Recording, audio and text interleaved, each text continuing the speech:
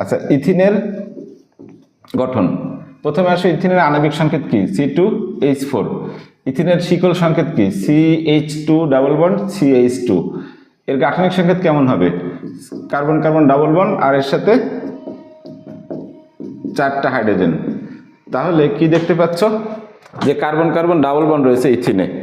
যেহেতু carbon carbon double bond রয়েছে, সুতরাং প্রত্যেকটা কার্বন পরমাণু কি সংকরিত অবস্থায় আছে? sp2 সংকরিত অবস্থায় আছে। একইভাবে আমরা যদি এখন সংকরণের ব্যাপারটা আলাপ করি, তাহলে উত্তেজিত কার্বন পরমাণুর ইলেকট্রন বিন্যাস 1s2 2s1 2px1 2py1 2pz1।